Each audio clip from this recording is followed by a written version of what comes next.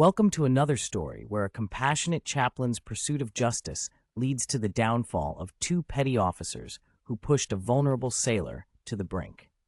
This one is not technically my revenge, but some revenge I got to see up close and take joy from and slightly participate in. The background is most of the story, so this will be a little long. Trigger warning for self-harm. I was in the Navy and stationed on the submarine base in Connecticut. I had a friend I met in boot camp, and we were in the same class for our A school, Navy job training. We'll call that friend Bill. Now, Bill wasn't the most physically fit guy. He was short, kind of chubby, and wore glasses.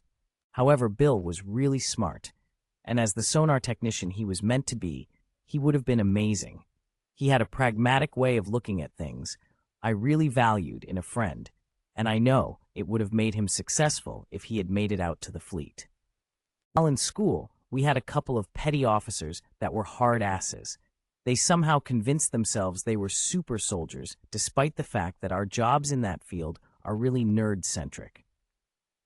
You get picked for that job because of your math and computer skills, not your deadlift number. Still, they were both all about being fit and working out all the time. We would do physical training 3 times a week, and while most of us could keep up, Bill often fell behind on runs or didn't quite meet what these two idiots believed to be the standard. To be clear, Bill did pass the minimum requirements for fitness. He just didn't go as extreme as these guys.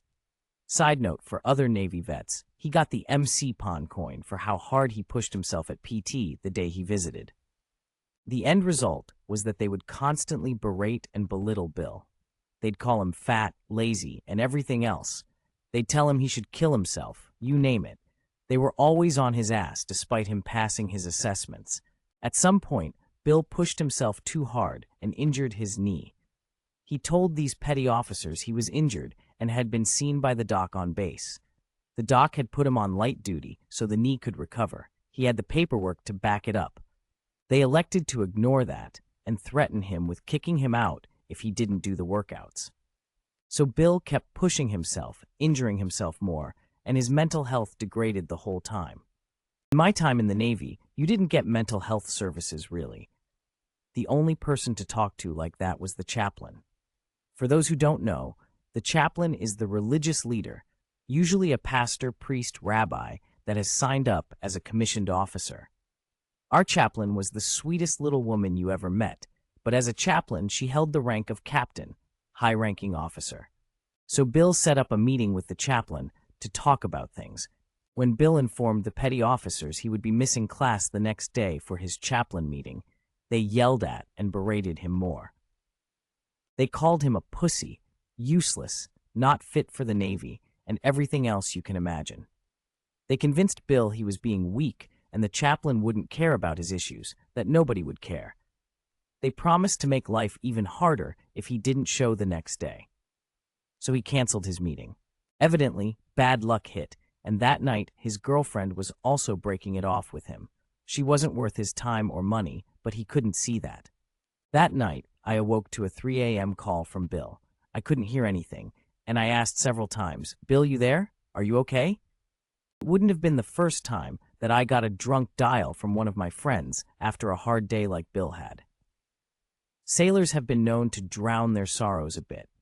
Eventually, I figured it was a butt dial, drunk dial, and hung up and went back to bed. I still regret that decision. The next day, all hell broke loose. Me and a couple other friends got calls from Bill's now ex-girlfriend informing us he was in the hospital because he slit his own throat. Turned out a few of us got that 3 a.m. call, but Bill couldn't speak at the time and was kind of out of it due to blood loss. We finished what we had to do on base and rushed over to the hospital. As we got there, the chaplain was on her way out, and we passed her in the hallway. She spoke to us briefly to say that Bill would be okay and she wouldn't forget this.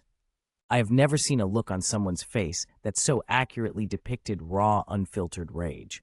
It took us all by surprise because she was such a small, sweet, and personable lady, but the look in her eyes, you could just tell she wanted someone to pay for this.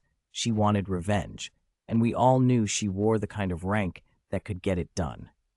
We visited Bill, who could barely talk, but he told us the story of what had happened, what he was thinking at the time, and how glad he was it didn't work. Apparently, it was cold enough that the blood clotted on the outside of his neck and made a kind of patch that kept him alive long enough for the EMS to find him and get him to a hospital. The doctor said he missed his carotid by about a millimeter. A week went by, and we hadn't heard anything until we got called in by the chief of the training command, the boss to these petty officers. He said he wanted to check on the rest of us and make sure there weren't any other issues with these guys he wasn't aware of, and that we were all okay. I let him know about an ass-chewing he gave me a few months back, that I was really set up by these guys, and they had lied to him. My friends cited a couple other examples of their own, with these guys being generally shitty, dishonest people. I don't think it mattered. I think their fates were already sealed, and we were being asked for more ammo to bury them with. The next day, they were nowhere to be found, and we were introduced to new instructors who would be taking over our training permanently. After class, I decided to stop by and ask the chaplain what happened. She told me she had never been more disgusted by the actions of a sailor than these two guys who convinced someone not to come see her. She teared up a bit, regretting that she didn't get the chance to help Bill before he made his attempt. In her mind, it was these two that precipitated and enabled Bill's attempt. Many's, so on to the revenge. The chaplain told me she went to the admiral in charge of the entire base and demanded their immediate discharge. He granted it. Both petty officers were immediately processed out with dishonorable discharges. I can't remember the exact charge I heard they cited for it, but I know the Navy has a way of selling BS on paper when they want a certain outcome, especially officers at that high level.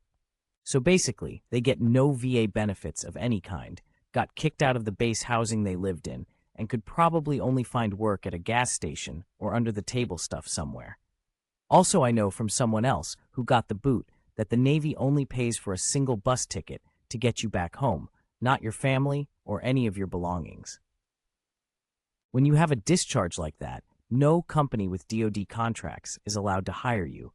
That includes McDonald's because they have stores on bases throughout the country. Taco Bell, Subway, etc. None of them will give you a job. They can't, and they don't want to anyway. So I don't know where these guys went or what become of them, but I know their lives were irrevocably ruined.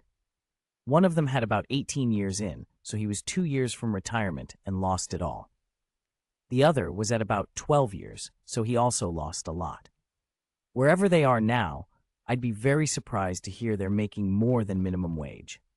As for Bill, well, he made a full recovery. He got a full medical discharge, which is an honorable discharge that meant E5 pay for the rest of his life, full benefits, and a referral to a counselor in his home state once he got back there.